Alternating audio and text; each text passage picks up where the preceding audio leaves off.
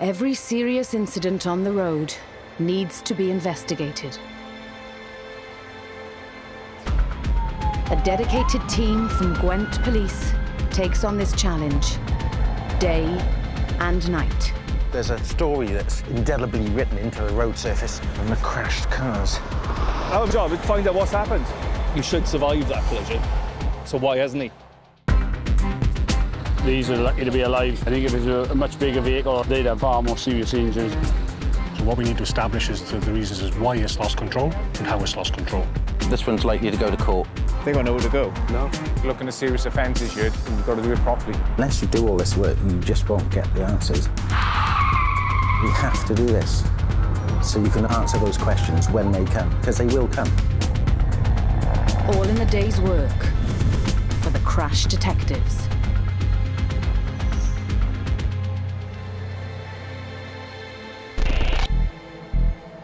There's just been a crash by the viaduct in Hengoed. How many vehicles can you see? Well, I just heard a bump. Here's Sierra Whiskey 36. It's on the main road just beyond the viaduct. We're looking at a high category fatal RTP.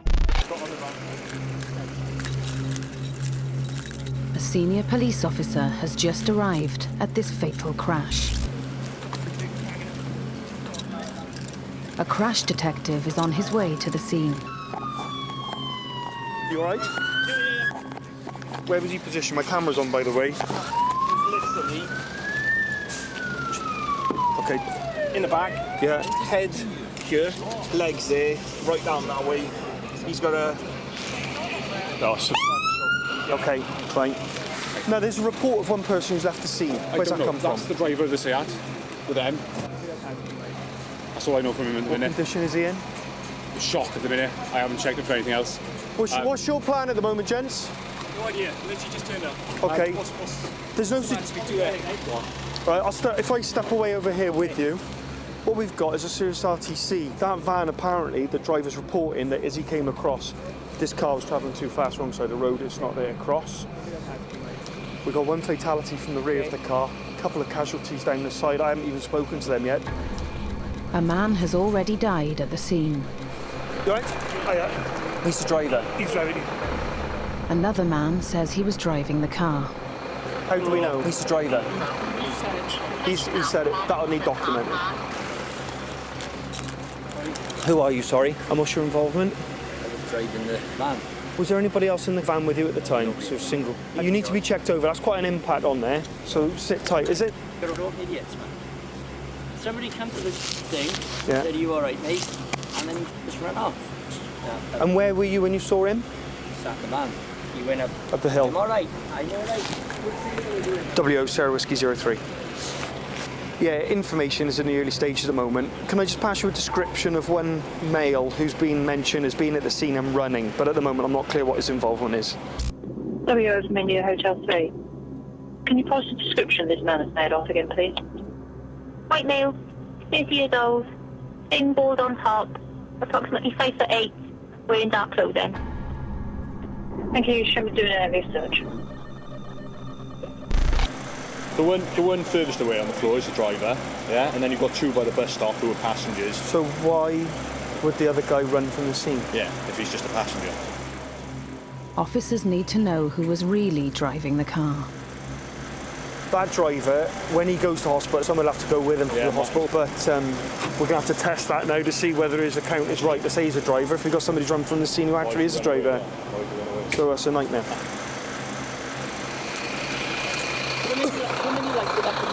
Not yet. Well, we can normally get away. I'm hoping that you lads will just be able to make sure the vehicles are safe and not interfere in any other way then, because that won't disrupt my crime scene too much. I'll have a collision investigator on the way out, because there'll be marks and things on the road that we don't want interfered with. Okay, now the time is ticking on and I've captured the initial scene, and then I'm switching off the recording. The collision investigator arrives. You could hear the radio transmissions as it was developing, and quite quickly became clear that it was very serious.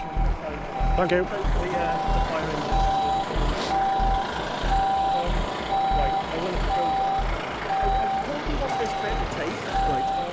And I've done my best to try and preserve some of the marks. Yeah, OK, so I'll have a quick look now. This is typical of a scene when we turn up. It's chaos. I'd like to think it's a bit of organised chaos, but it's chaos. Now, our criteria for attending is that if the collisions that involve injuries that are potentially fatal or life-changing, then that's when we will be asked to attend and to do our thing. The car was 5 up, apparently. OK. So there's quite a few in there. Right, Dave, that's fresh. Dean Burnett is being briefed by the senior investigating officer, who was one of the first to arrive on scene. The car appears to have lost control on this brow of the hill underneath the viaduct and has gone across the road, and the van has struck the side of it, the driver's side of the car. Let's have a look. OK. We've got one confirmed fatality. It looks like he's a rear seat passenger, more than likely behind the driver's seat. The person we suspect at the moment, on the information we got, being the driver, he has injuries, he's gone to hospital. And then there were 2 further persons in the car with injuries. They've gone in an ambulance, don't know the extent of their injuries. But then we think, and the concern is there may have been a 5th person who's run from that vehicle, which at the start is like, panic, is he the driver? But then the information comes in, he's more likely to be a passenger. But then you've got to ask yourself, why has he run from the car? While the search continues, the hunt for forensic evidence at the scene now begins. What I'm looking for is strike marks on the curb as to give reasons as to why the vehicle has potentially lost control. It's lost control in this area somewhere.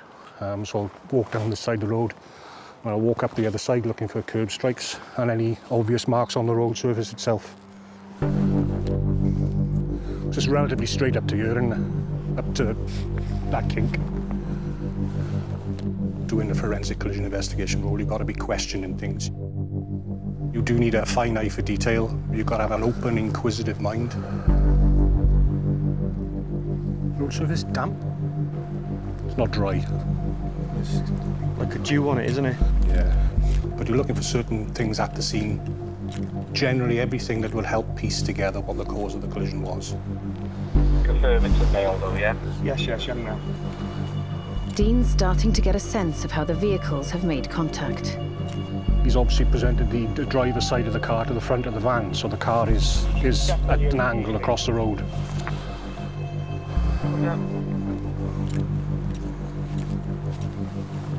It's a significant impact. It's gone the full length of the vehicle, with the main area being on the driver's door towards the passenger door. The person that was sat behind the driver, it looks as if he's taken the full force of the impact, would have been partially ejected, and has come into contact with the front off side of the van.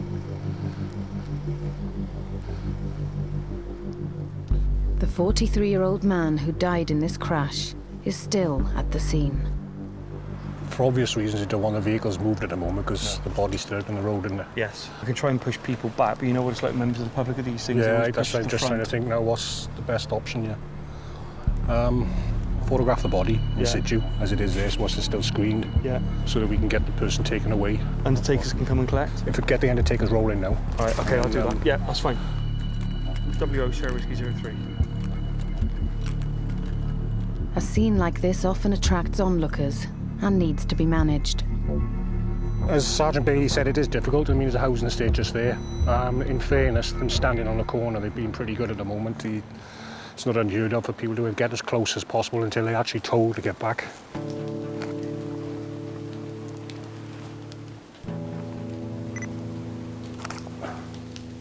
Oh, bugger. For the dignity of the gentleman who'd been killed and for his family, I took the decision to photograph the gentleman's injuries in order to get him from the scene as a priority. Yes, please. I just finished with him. Thank you. Thanks for your help. Appreciate that. We need to confirm that that person's injuries are consistent with the collision. Course of action is not always to remove the body as quickly as possible.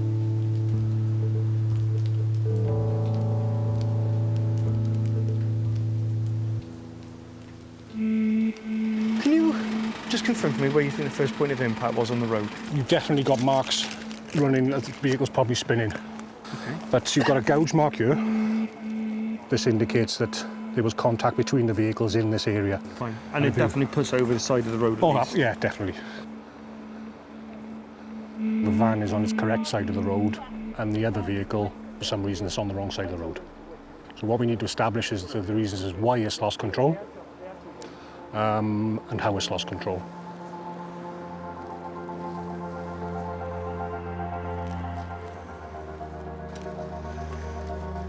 And it's the tiniest detail that can help build a fuller picture. This is interesting. You can see the distinct pattern. Striations. It's almost like a tartan effect. So could that be the same vehicle?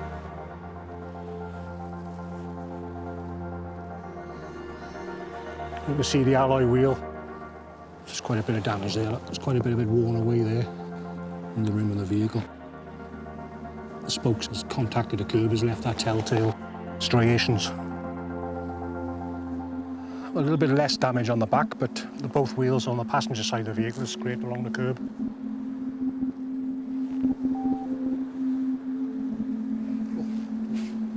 There was a first responder and a paramedics vehicle parked right on the scene, right behind the Seat that was stationary over Mark's evidence on the road service. The ambulance driver still here to move the vehicle while they got to the hospital. No, I think they were trying to look for the keys for that earlier on. Oh, so they must have gone with him then. I couldn't do a full examination until that vehicle was moved. But the paramedic driving this vehicle had gone to the hospital. When he did come back, he had told me that he'd gone down with the driver. And the paramedic has further details about the man behind the wheel.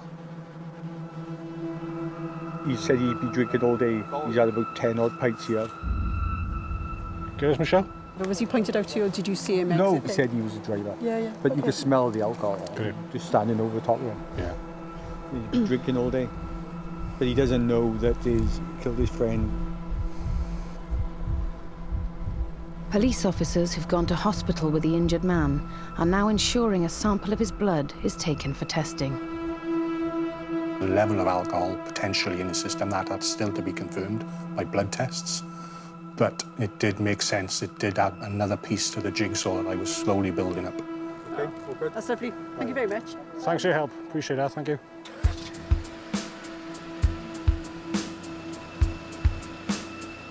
If there's evidence to show that perhaps a person is responsible, sometimes criminally responsible for the cause of that collision, then that's what I will put forward. I think it's a fair assumption to say he's travelling at a fair speed. Quantifying that may be another issue.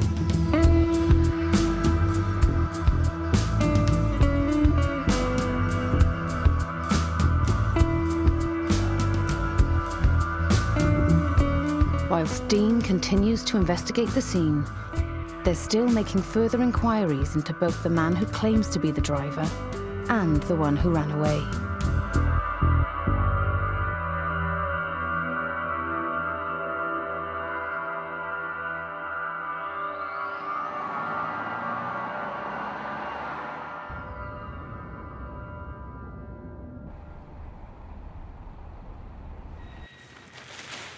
The car has been recovered to a secure compound.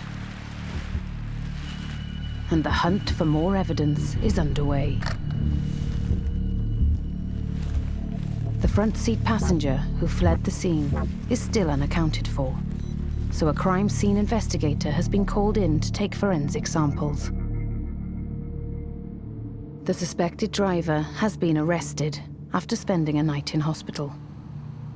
He's now been told that his passenger has died. This interview is being audio and visually recorded, and it may be given in evidence if your case is brought to trial. Pressure was on with this one. The gentleman was in custody. He was being interviewed, so you got a limited time slot in order to be able to provide information for the interviewing team. Are you responsible for driving your motor vehicle in a dangerous manner and causing death by your manner of driving? No, I really don't think so, no. I think it's just a genuine accident. I've lost control and someone's had their life taken. With the man in custody denying he's to blame, the investigation is stepping up. He can only be held for 24 hours before he must be charged or released. Yeah, any hair fibres. In the hunt for evidence about the occupants, a sweep of the car is now being overseen by collision investigator Richie Wyatt. We always look at the bigger picture. We're trying to get as much as we can with CSI in terms of forensic evidence in the vehicle. Yeah, I'll just get some scalpels now. The airbags have gone off. We'll see if there's any blood or any DNA and see if we can attribute who was located in the vehicle at the time of the collision. All I can remember of the whole night is going up and everyone was having a laugh and a joke until... And that's... Okay. Anything to drink at this point? No, nothing. Can we just confirm then, have you had any drink at all, water or anything? Probably a shitloads of water. I had to drink all the time. That's fine. Yeah. Because every time we ask you about a drink, you say no.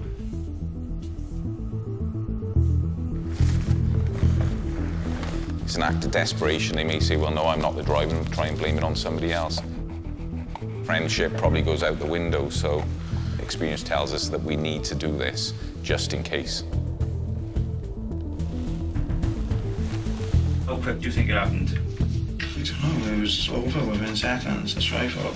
So at this point then, you're not disputing you're the driver at the point of impact? Yeah? Well, I gotta be, haven't I? I'm not gonna jump out unless someone else drive and carry on. No, so you are saying you're the driver of the Seat at the point of impact of that van there? Yeah. Yeah? The man in custody isn't disputing he's the driver, but Richie and Dean still need to build up a clearer picture of what went on that night. Dean starting with finding out more about the passenger who fled after the crash. The first thing I noticed was that the front passenger seat belt was still clipped into the receiver. Just a quick examination of the belt by tugging it. As you can see with this one, it's locked. Now what happens when the car senses that it's going to be involved in an imminent collision, it will fire what's called pretensioners on the buckle and actually pull the seatbelt in against the person wearing it. The lack of play in that seatbelt, it indicates that that seatbelt wasn't being worn at the time, but I know it was plugged in at the time of the crash. There was a number of reasons why people do that. If the seatbelt isn't plugged in and there's somebody sat in the passenger seat, you'll get a red flashing light on the dashboard or sometimes an audible warning buzzer or something as well. So people tend to plug the seatbelt in and sit on it. So I'm looking in the area where the buckle would be. I can see on the side of the belt there is a telltale stretch. See there? And that's the friction mark, whereas the fabric has been stretched around the buckle in the force of the impact, which confirms I'm reasonably happy that the driver would have been wearing a seatbelt at the time of the crash.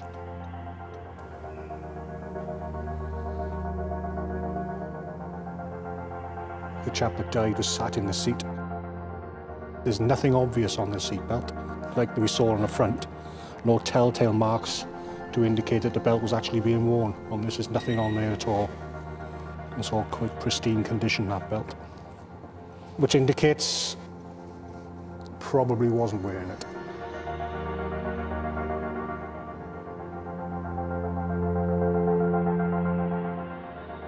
I've obviously come round the corner and I can remember screeching. I cannot remember going that far, but obviously I have, and I've hit the bloody van by her or somewhere.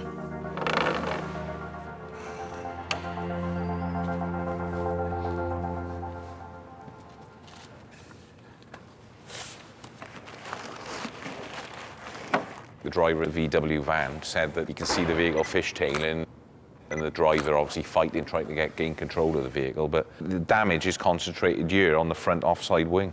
But what you've got to remember, this part of the van is the interior, so you would have a wing across here, so the wing has been ripped off, then the vehicle has struck him. You look in here, I don't know what he's wearing, but it does look like, you know, that's clothing that's been snarled up into the actual bodywork, the metalwork of the van. I think it's safe to say he didn't have his belt on. Can you remember what type of speed you were doing or the positioning of your vehicle? No, it would have been about 30 miles an hour, I should imagine. Just going to show a picture of your car, right? Yeah, I'm just seeing the vans. It's not very good. Would you say that's a 30-mile impact? No, obviously I picked up speed, haven't I, from when I hit the curb. Okay. Obviously I've slid and I've tried correcting it, so obviously that's going to mean I'm going to accelerate when I'm correcting as well. Because you just slam your brakes on, you're just going to go sideways.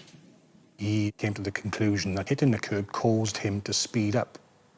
In normal circumstances, a driver confronted with an unusual emergency situation would brake rather than accelerate.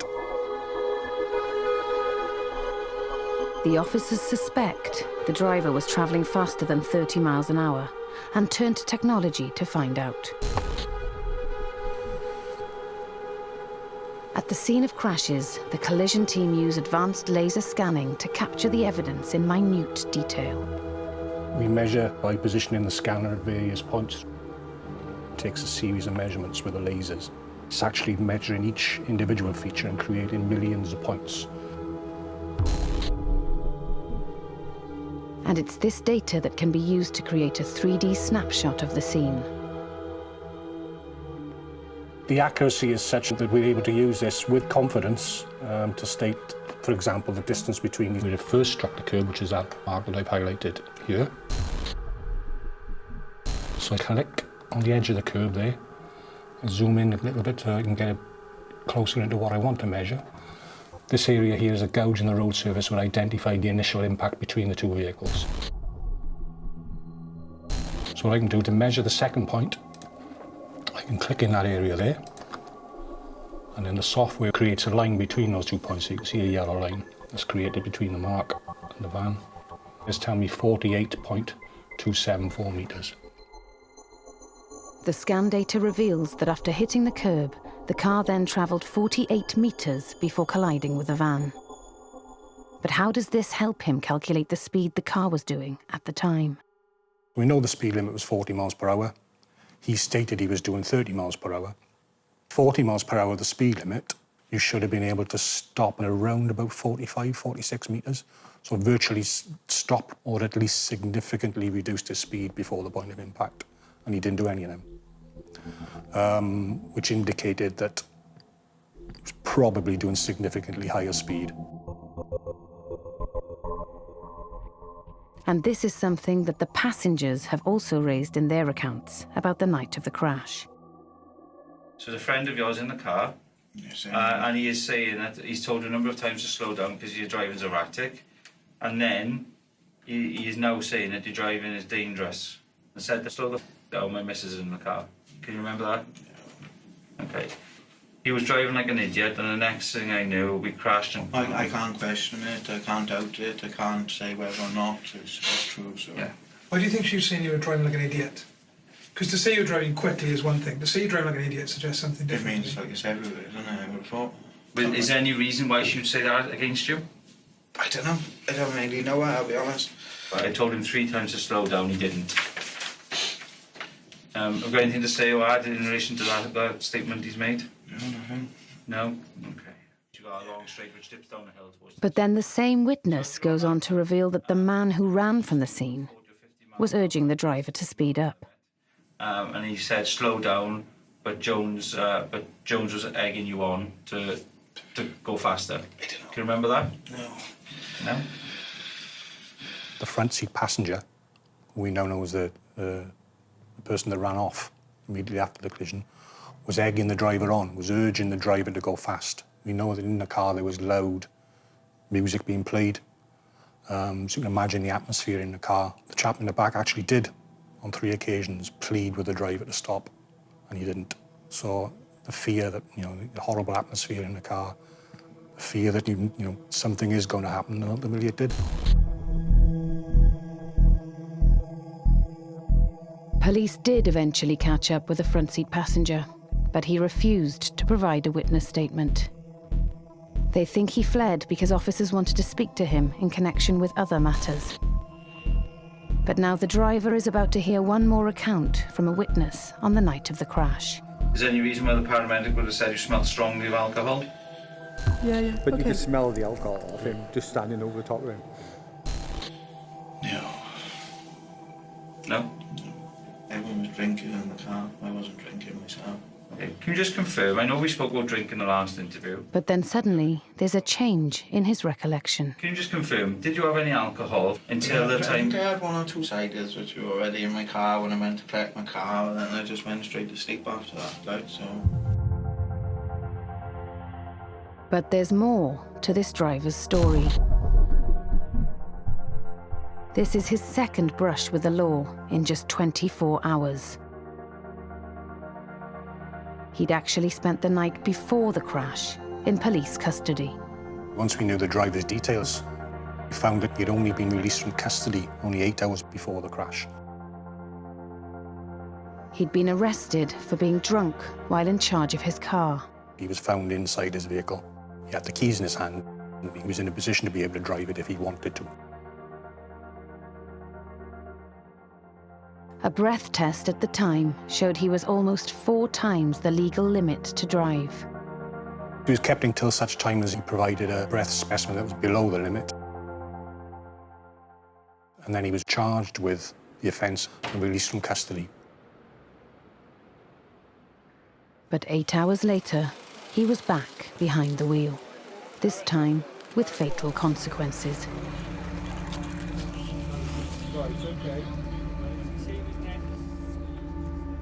The drink drive limit is 80. Came back at a reading of 170, so he was over twice the drink drive limit at the time of the crash.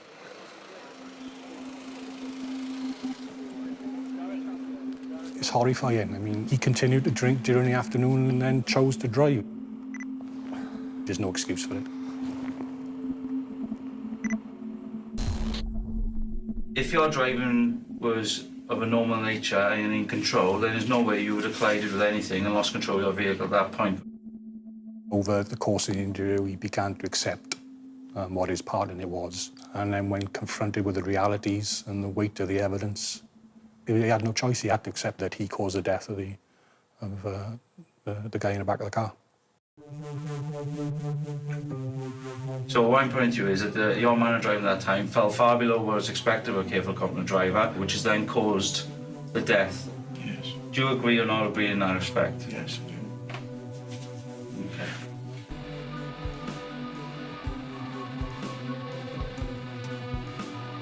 Okay. Okay. There's nothing more I'm going to be asking you, and I'm going to stop the recordings. The driver was charged with causing death by dangerous driving, as well as 2 counts of causing serious injury by dangerous driving. In court, he pleaded guilty to all charges. Throughout the hearing, he sat with his head lowered. He couldn't look at the family. I'm hoping the enormity of what he was involved in had struck him, but he didn't show any remorse. 6 weeks after the crash, he was jailed for 7 years and 4 months. Having drunk to excess the day before and been charged with a separate offence, he deliberately drunk to excess and chose to drive that vehicle. He had a total disregard for the law, total disregard for anybody's safety apart from his own. You know, he's just very extremely selfish. Extremely selfish.